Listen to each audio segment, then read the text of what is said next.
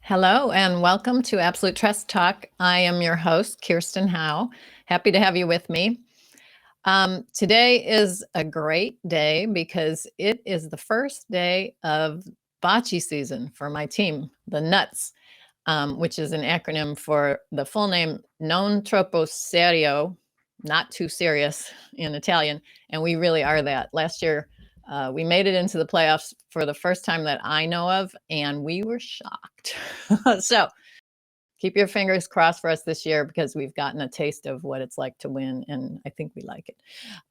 But back to the show. I have very much enjoyed every episode we've done, but this one stands out a little bit for me, I think, because it's giving me a chance to get answers about something that affects me directly and that I feel very strongly about. And I think you'll understand what I mean in a minute. Just bear with me.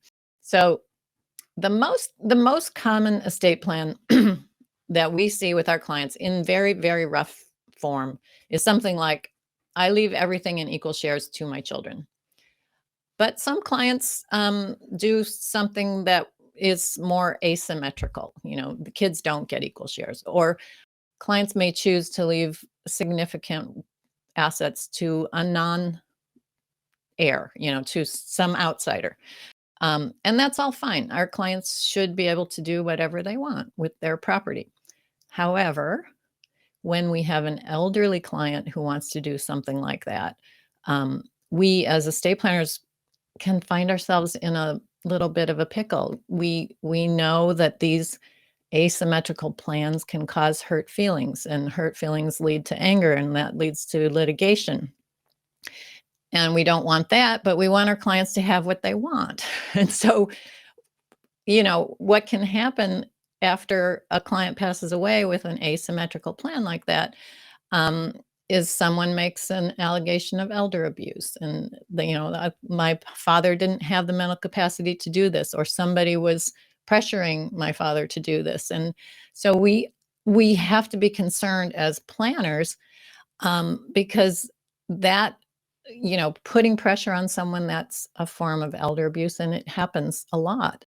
So there's a lot going on there for me. And that's why I said, you're going to see this is personal to me as well. And I hope that you benefit from listening to this. We want to serve our clients, but sometimes it's hard to know what to do.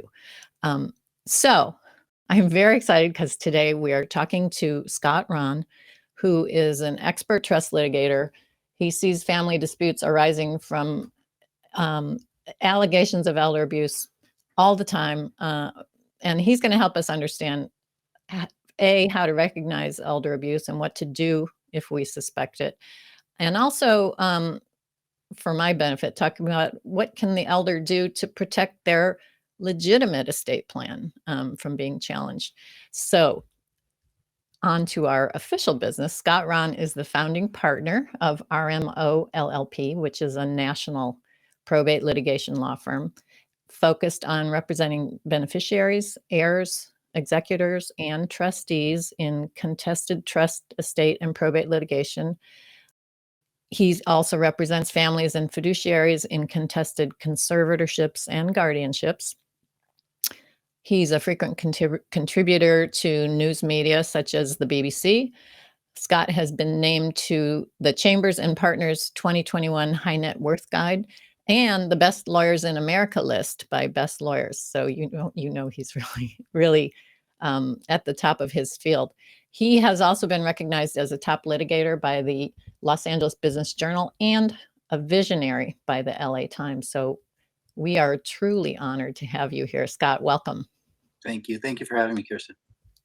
All right. So now you do all kinds of probate and trust litigation, but today we're going to focus on estates and estate plans of elderly clients and some of the issues you see with those. And let's talk about, starting out, just talk about cases where you get involved while the elderly person is still alive. Now, maybe someone's taking advantage, maybe somebody's stealing assets, pressuring them. What does that look like? What is it that causes someone to come to you and say, I think we need a lawyer? Sure. It's a great question. And I think the most common thing that causes a family member or friend to come to us and seek help for their elderly loved one is when their loved one's being taken advantage of. Their assets are being taken, their assets are being stolen, bank accounts are being tapped into, properties are being transferred, and there's clear evidence of financial elder abuse. And the elder is either unable because they're incapacitated or so reliant on the abuser that they can't stop it themselves and they need someone to come in and help them. Okay, so they might see a bank account that looks fishy Yeah, or someone suddenly driving a brand new car who can't afford. yeah. The mail tends to be one of the easiest places to spot these kinds of things, right? If you're helping mom or dad balance their checkbook, right, and you have access to their bank statements, or you see the property tax bill comes to mom's house and the property is titled in your sister's name. How did that happen? Right? If you see that mom suddenly is stressing about money, right? Where for the past many years, she seems to have been able to care for herself and provide for herself. And now suddenly her money seems to be gone, or she seems to be very nervous about having money. Those are some really, I would say, bright orange to red flags that perhaps something is amiss and steps should be taken to at least investigate what's going on. Why does mom feel this way? Okay.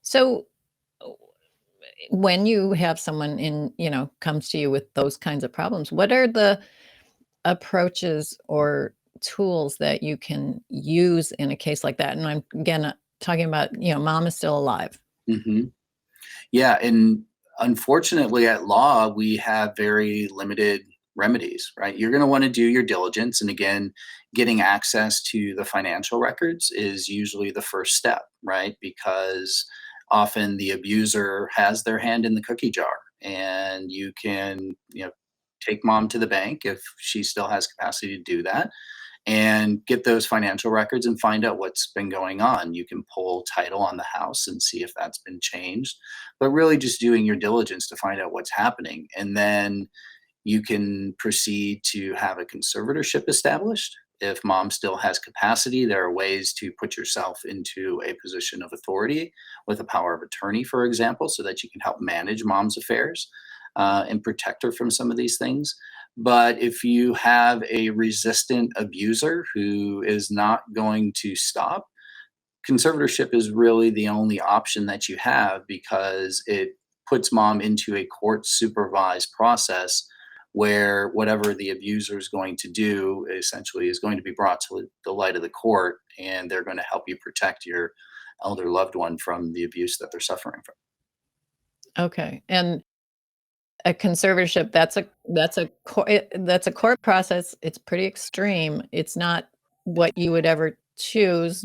It's kind of like we have no choice. We got to protect this elderly client. Correct.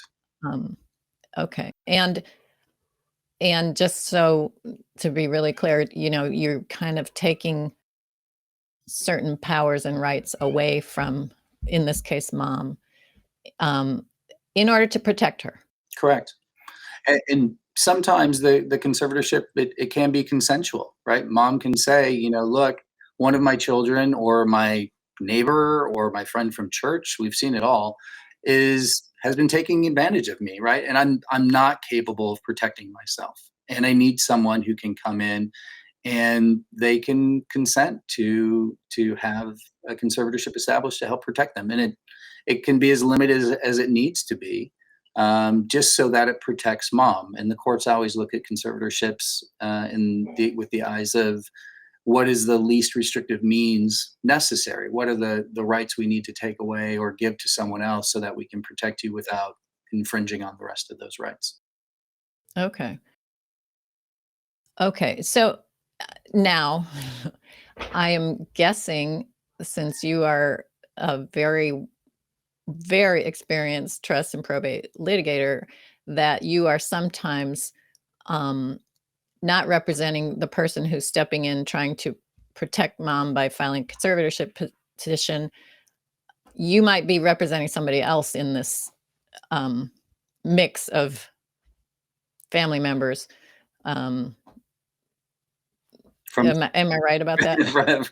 From time to time. I mean, we try to do our diligence, right? But Yeah, of course. the reality is that sometimes you come to find that the person you're representing perhaps does not have pure motives, and in those instances, it really can serve the entire family if we're able to advise and counsel them as to how the court is going to look at these instances and what kind of determinations the court's going to make and what the potential exposure is for that client. And you can, in that context, you can help the entire family by putting the case in a place where everybody is better off because mom ends up being protected, and the estate is also protected, and things work out the way they're supposed to. Um, but every once in a while, you do run into people who have unpure means and are dead set on pursuing them. Right, right. Okay. And I mean, I'm just saying, I guess, certain areas of the law, you're either this or you're that. In criminal law, you're either a prosecutor or you're a defense attorney. You don't do both sides.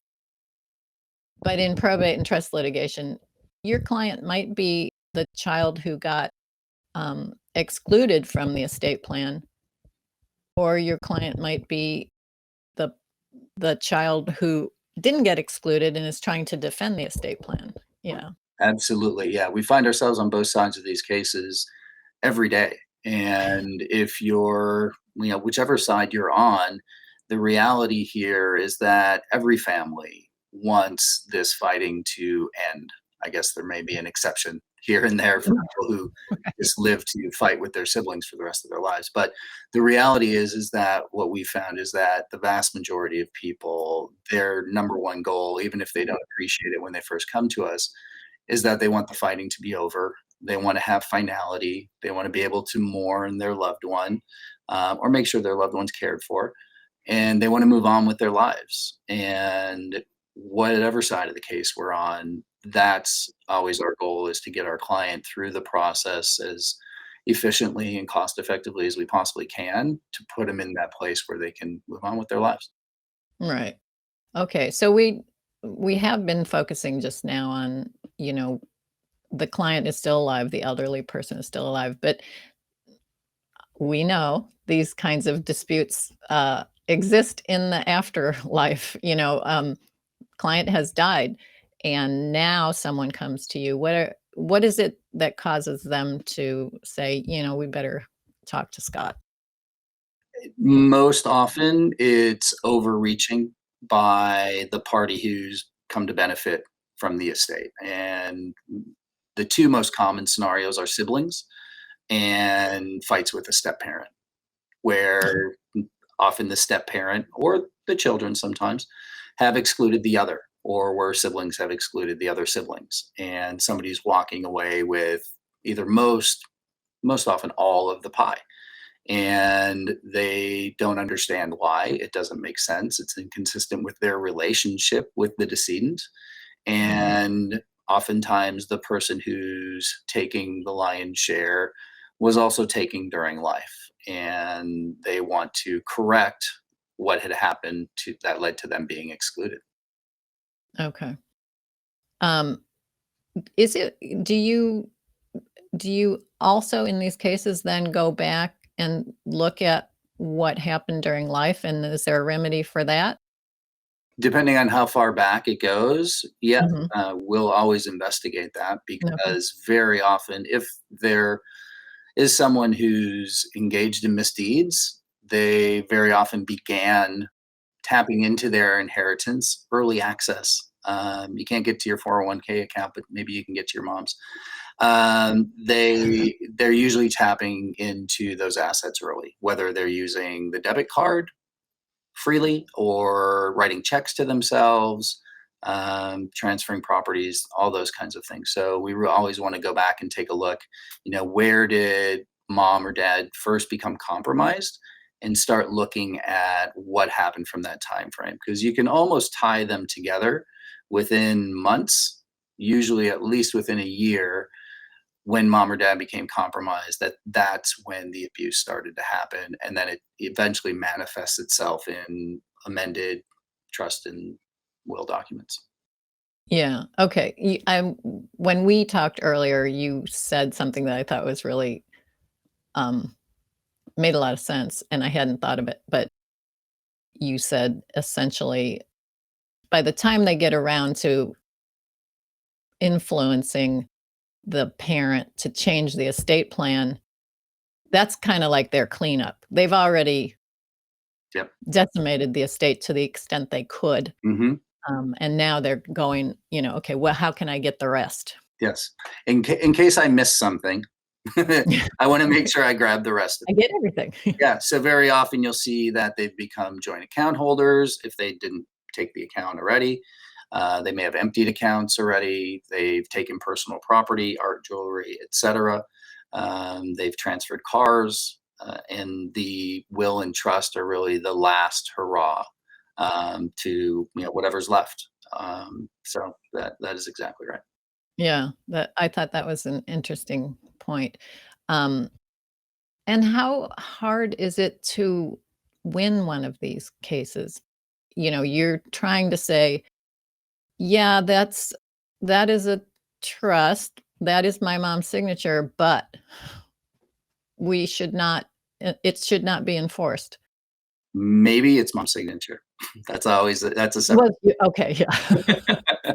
You don't necessarily concede that. Yeah, yeah. I mean, we've had notaries take the fifth. Why were they taking the fifth, right? Oh, Because they knew what they had fascinating. done was not legitimate. And we have one notary actually who's in jail.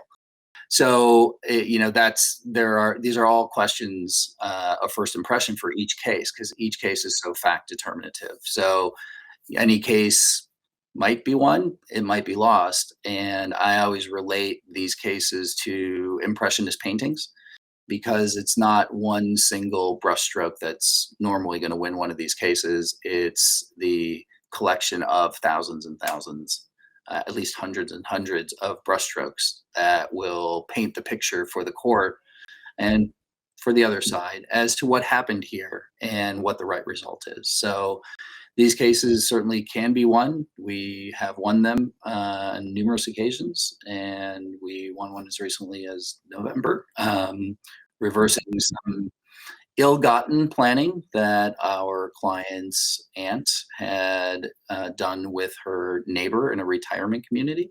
And we were able to have that invalidated and recover attorney's fees, costs, double damages, the whole thing. So these cases certainly can be won, but you have to do your diligence. You have to gather your facts and present your case. Yeah, I think that's an important point too. It's not likely that you're ever gonna discover this one magic smoking gun, bam, we won. Yeah. You have to put the story together and present it, and that's what you do so brilliantly. Um, because these people they're looking not to get caught. Absolutely. But I like to say they're often clever, but rarely smart. So they're trying not to get caught, but there's almost something psychological You can going always on where they almost want to get caught. Like, there's always slop, and it's Okay. somewhat easily discoverable if you're doing your job. Okay. Okay. Well, that's good to know. That's good to know that even someone purely evil is going to mess up somewhere along the way. The more evil they are, the deeper the narcissism and the feeling that they're Oh, impervious. invincible. Hmm. Yeah. Oh, And that is a classic trait in these cases. We see it every day. And well, in a perhaps sick lawyerly way, it makes these cases kind of fun. well, why would you be a lawyer if you weren't sick in some way? Especially in this field. Okay, so and do most of these cases go all the way through a trial, or do they settle, or do they just peter out because somebody runs out of money? What tends to happen? The vast majority of cases settle. Any good retired probate judge mediator will tell you 90-95% of the cases settle. And frankly, if everybody's doing their job, the cases should settle. If you're doing your diligence and you learn good facts, you educate the other side. And if they're doing their job, they should be educating their client, which should push the parties toward a resolution, and vice versa. If you have an obstinate client or if you have an obstinate opposing party, then that's really what the courts are for, right? For when you can't get to an agreement. And sometimes, you end up trying small issues in cases because you can agree on a lot of things, but there are some things that simply can't be resolved. So there are efficient and more efficient ways and cost effective ways to try a case without trying an entire case. The entire case. Yeah. Okay. Okay. So now we're going to get to my part that is personal to me. I'm focusing on the kinds of cases that I get involved in. So that, for example, there's no problem yet that I'm aware of. My client comes in, wants to do an estate plan or wants to update an estate plan in a way that, I can see could possibly cause someone to be upset. And so what is the best way for a client like that to ensure or help their estate plan survive some after death challenge? Sure. Yeah, this is a question that we get often from the estate planning community, and we're often brought into counsel on these things because you want to put your belt and suspenders, buttons, rivets, snaps, whatever else you can possibly get, because they're asking the questions because they know their family, right? And they can probably anticipate who is going to be the rabble rouser when they're gone. And there are things that you can do to solidify and shore up the planning that you're doing, especially for an elderly person. And I think some of the most simplest things that you can do, and this is probably the most difficult for clients, is have a discussion with your family about what you're doing and why. A family meeting, if you will, and you can have someone facilitate it, whether it's a family therapist or a family friend, a member of the clergy, right? Someone from a social group who, the family's close to and will listen to. But those are really difficult conversations for people to have because they don't want to disappoint the family during their lifetime, and they don't want to change the relationship with their children, and they don't want to change the relationship with their children while they're alive, so they have to deal Right. with it. So the Right. next best alternative really is, and a simple one, I guess the next best simple alternative is to have a letter of intention written that explains what the elder is doing and why, right? Perhaps there is a child who, gave up their career and cared for mom or dad, and they Right. want to express their gratitude for having done that. Very often the other children during the remainder of mom or dad's life are very thankful that they frankly don't have to be bothered Right. having Right. to take care of mom or dad, because it's a lot. And they're very thankful that their sibling is sliding into that role. But then after their parent passes, they forget how thankful they were Right. because now that sibling is getting half the estate. Twice as The rest of much. them are sharing the Mhm. other half. Right. And well, that's not fair. You did this because you wanted to, right? Then all of the things that we hear about Right. this. And the reality is if you, as the parent, explain to the other children that you love them as much, that this gift does not reflect any sort of lack of affection for them, and it's only the appreciation for the sacrifice that the child made. That's an easier way for someone who isn't going to have that family meeting, an easier way for them at least to have the children emotionally. And remember, most of these cases, they're driven by the facts, but they're to a large degree, they're driven by emotion because Sure. this Yeah. is often it's the last parent to die when these disputes arise, and they've lost their parents and they're fighting for a relationship that they thought they had, and now the legacy that they were anticipating is different than what they felt. And this can, at least after the fact, help them understand why. And it can certainly be strong evidence as to why the planning was done the way that it was, and Mhm. either stave off in some instances or help resolve early a contest. Okay. And so a letter written by the parent who's making this asymmetrical estate plan or atypical estate plan. And I think when we talked about it earlier, you suggested that the best way to do that letter would be actually handwriting in Mhm, handwritten, mhm. not typed on a computer, which a lot of elderly people don't actually Yeah, do. it causes more more evidentiary issues than you could believe. If mom or dad is 90 years old and they've never used a computer and a letter shows up 4 pages single spaced, right, going Left into and right all justified. these things, yeah, and then it's signed by mom, and the signature goes like that. It's you know we can all figure out where that came from, right? Sure. But a letter, single page, 2 page, written by mom.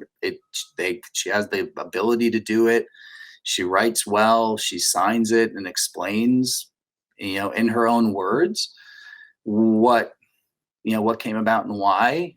It's really powerful stuff, and it's harder, I should say, for people to call that into question. You'll still get the issues of, well, she was probably influenced to do it, or harassed into doing it, or forced Yeah. to do it. Those kinds of things, but it's going to be significantly more powerful than a typed note where nobody knows where it came from. Right. Okay. And how about I'm just gonna ask, how about a video? No. We litigators love videos, right? I mean, it's almost as much fun as cross-examining a witness is getting to pick apart an execution video, right? Where mom or dad is brought in. None of us ever look as good on video as we think Yes, we we do. think we do. Today, not an exception. And the reality is that it never, well, I shouldn't say never, next to never is as helpful as it's intended to be, because we aren't used to being videotaped. Perhaps the Gen Zers out there, maybe they'll videotape all of theirs because they've been on Yeah. TikTok They for live on their video. whole Yeah. lives. But people are uncomfortable being filmed.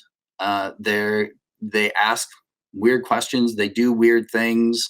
Someone comes in to help them innocently, right? But then why was that person even there, right? Right. Why are they helping? It looks like they're involved, and it's rife with, frankly, fodder for us for Okay. litigation. Too many potential pitfalls. Too Yeah. many potential pitfalls, and none of us are videographers. Well, I shouldn't say none of us. I'm sure some of you out there are, but I'm not a professional videographer, so the lighting's bad. It looks like you have mom in the basement, right? Is she tied up? I don't know. We don't know. Right? We can't see her feet. Yeah. Yeah, exactly. So, there's so many potential pitfalls. I think that the entire probate litigation bar would tell you, just don't. Don't do it. Don't do it. Okay. Okay, but there is a process that I'm familiar with which is the certificate of independent review. Um, and just so people at home understand, that is where, the client is doing an estate plan and they hire a different attorney. They get a different attorney, not the estate planner, to write a document that says, basically, I talked to this person, I reviewed the estate plan. In my It's my opinion that this person knows what they're doing and this is what they want, and I don't see any funny stuff going on. That's not what it says, but that's in essence what it is. Yeah, in some instances. And so those are useful, helpful. I think they can be really powerful. I think there have to be some caveats to that. I think talking about these things in succession. You have the family meeting, you have the letter. Those are great informal, non-legal tools to use. A certificate of independent review is a great legal tool because it has legal implications. It gives another set of eyes for the court to rely upon when examining these issues. So the exceptions or asterisks that you have to think about is the lawyer who's doing the certificate of independent review, are they really independent? Because we've seen any number of certificates of independent review that are done by the same lawyer who did the estate plan. Yeah. And there's nothing in the statute prohibiting it. But every probate judge that we've brought this issue up to has said, yeah, that's not independent, right? It's common sense. It didn't need to be in the statute. Right. And then you have issues of where did that certificate of independent review come about? What if son or daughter were involved in having the amendment done, right? Helping mom get to the appointment, kinds of things. And then they also went out and found the attorney who's doing This the other lawyer, certificate, yeah. right? Then it looks more like perhaps it's not independent. Perhaps there was undue influence there as well. Sure. And some of those red flags that the probate courts look for. But for the most part, if the certificate of independent review comes from a referral from the estate planning lawyer who knows this lawyer, they bring the lawyer in, they do the certificate, and you have a bona fide planning lawyer like yourself, and your doppelganger is the one who's doing the certificate of independent review. And we see a case, and we've seen cases and we've passed on them because we have a certificate and the plan was done by a well-regarded planner, Yeah. and there's a certificate done by a well-regarded planner, and we know who the good lawyers are and we know who the good lawyers are not. And if you see a certificate for an estate plan with two good lawyers on it, chances of there having been anything untoward are very, very low. And it's something that certainly the courts, knowing as well, the estate planning community, because the probate community is pretty small, and they're going to know, I know these people, I know how they do their business, and they're going to be testifying that this is what mom wanted, right? I met with her, this is what she told me, and you're going to have a really difficult time. And the value and viability of those cases with certificates generally are pretty low for those reasons, if they're done right. Okay. All right. Thank you. That's very helpful. I'm going to turn now to our questions. Mhm. And so we have the first one we have is about, well, the first one I'm seeing, that's not the first one, about the certificate of independent review. Do you think that certificate of independent review process is working effectively? I think you basically just answered that, but go ahead. It can. Yeah, if it's done right, if it's a genuinely independent certificate where the lawyer who's doing the cert meets with the testator and takes them through their normal process and confirms, I think it can work. Yeah, absolutely. Okay. Here's another quote. What if the trust is changed to leave a large inheritance to a new second wife? Does that change anything about what you do in the estate planning to make sure it's valid?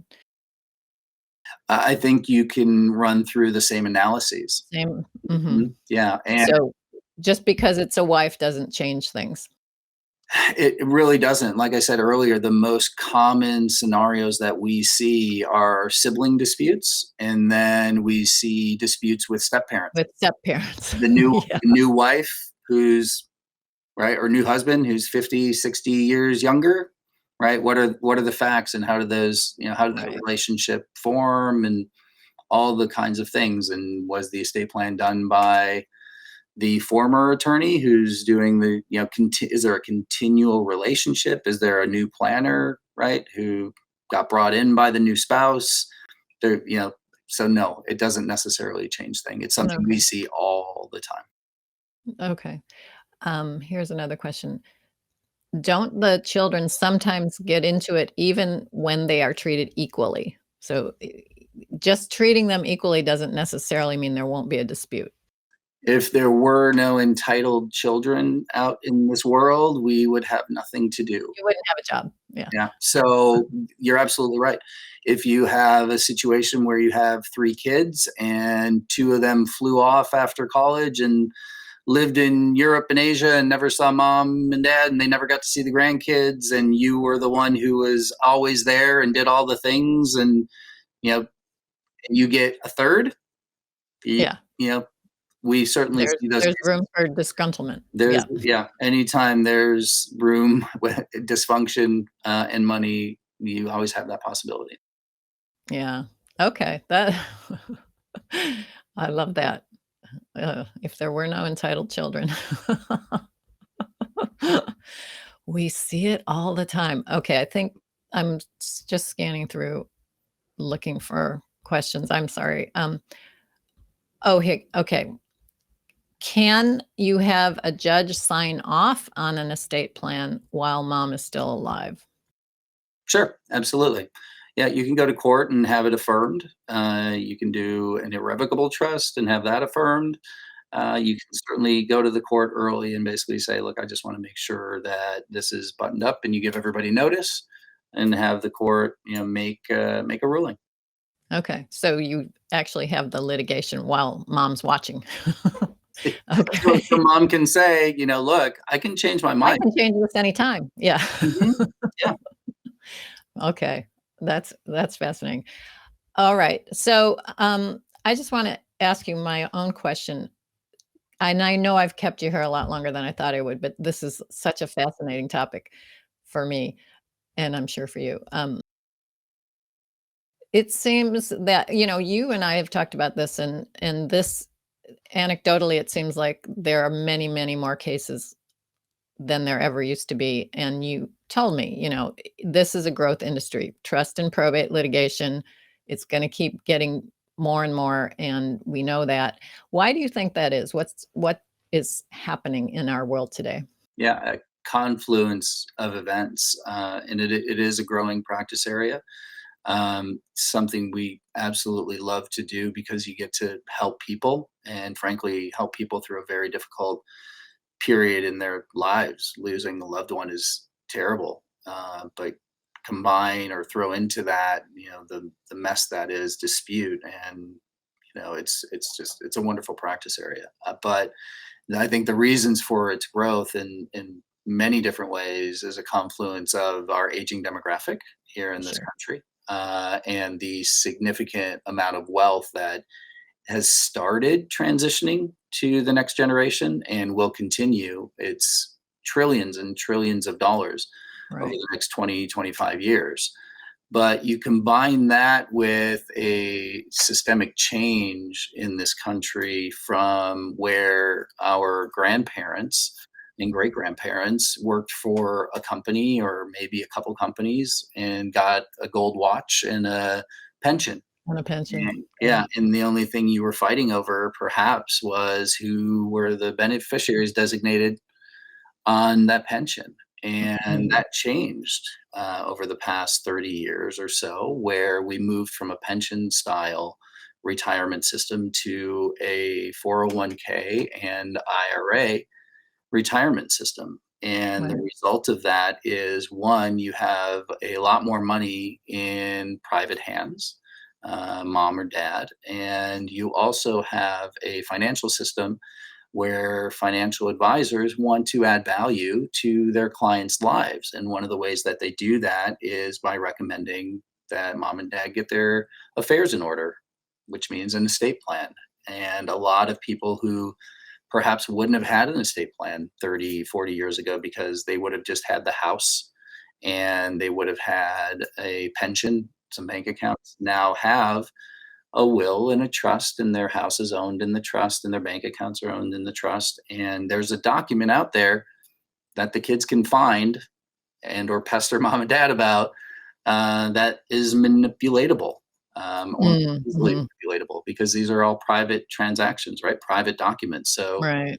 things happen, in the wee hours in the dark of night that weren't happening as much. I mean, obviously these things have been going on since the beginning of time. Sure. These Yeah. stories are biblical, Yes. pre-Bible even. But I think it's a confluence of all of those things kind of Hmm. to an opportunity where we're seeing, those documents now Yeah. being challenged. Yeah. That's interesting.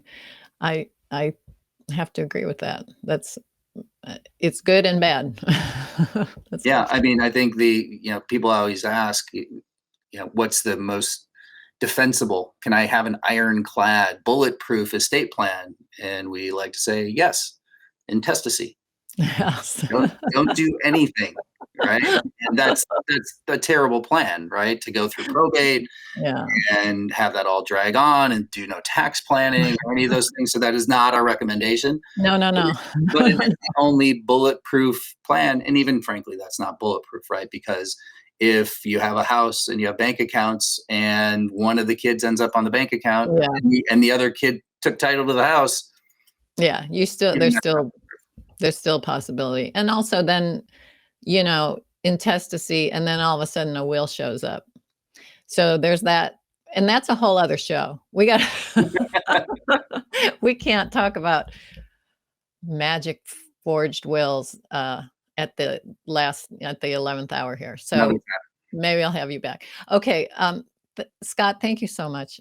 This was so enlightening, so informative, and such a pleasure for me. I really, really appreciate you being here.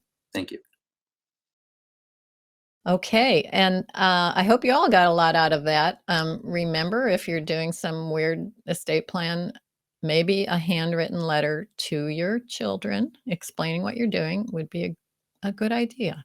I know I learned a lot. I'm happy you were here today, and I look forward to connecting with you next time.